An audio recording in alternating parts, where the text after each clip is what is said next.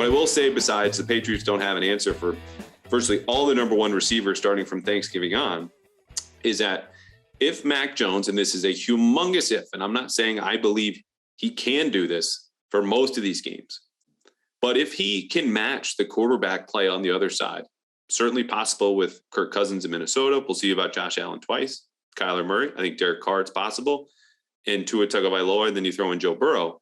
He'll keep them in the game. Yeah. And then you need a big special teams play or an extra turnover defensively to flip what should be a one-score game. And so that's where I think I talked about earlier, the belief inside the team and organization about him making the leap, taking charge.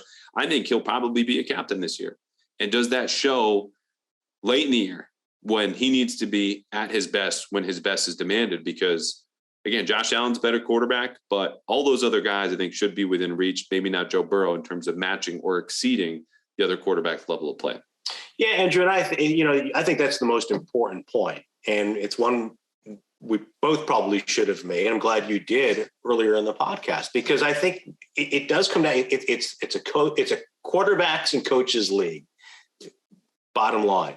Now, I think defensive lines, as we saw last year in the postseason, can disrupt those quarterbacks in key moments.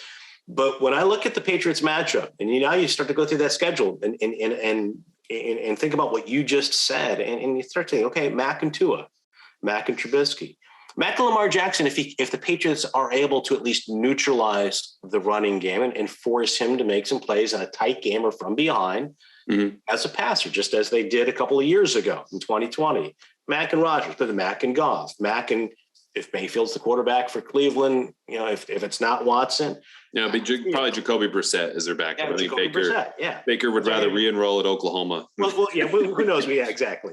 Mac and Wilson, Mac and Matt Ryan, with Indianapolis. Mac and Kirk Cousins, Mac, and Kyler Murray, Mac and Derek Carr, and so on. So I think that, when you boil it down to that, you're right. If Mac Jones takes the step forward that I think the team fully expects him to take, and there are all the signs that he's in much better shape.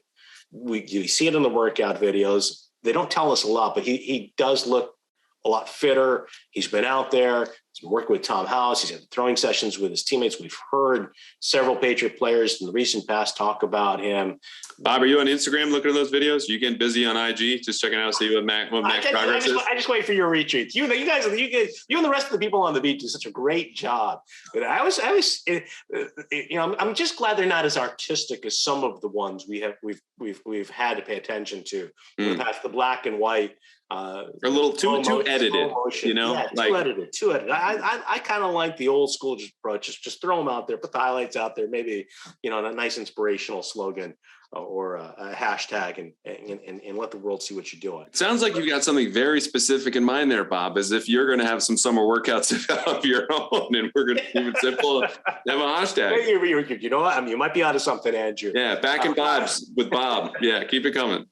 I'll give you the scoop, if and when that comes to fruition. Beautiful. But it's my long-winded way of saying I think the Patriots. I agree. I think what they like Mac Jones a lot. I think that and I also think that it's interesting. I was reading, and I guess I can admit. Yeah, the Boston Herald. I was reading. I read the Herald. You and Karen do a fabulous bang-up job. But I was reading. It's Better to Be Feared. Is that the name? Yeah, Seth Baker James. And I found it interesting that in his book, he reported that Belichick had Josh moved on several years ago, Joe Judge running the offense along with Bill. And we know that Bill's had a history going back to 2001 and the death of Dick Rabine of really taking over the quarterback room and meeting with the quarterbacks on a regular basis. So I think as concerned as many of us are, as skeptical as many on the outside are about the Patriots offensive staff, I think internally, as Bill said, we don't have to call any plays for a while, but I think they feel pretty good about when that time does come that, it's not going to be a quarterback sneak on 3rd and 8, as we saw from the Giants last year. It's going to be an offense that's going to function well and maybe function a little differently under his direction and with the personnel they have. And it might have to because of some of the coaches they're going to go against when you look at McDaniels and And we talked about Josh Boyer, Brian Flores early on this season, McDaniels and Patrick Graham, and the problems they've had against the Bills offensively. So not just with personnel, but also maybe schematically. Yeah, you got to innovate. And you know what? The Patriots, bottom line, I've talked at length about the offense, what it might look like, Joe Judge, Matt Patricia. Last year, they didn't have a plan B.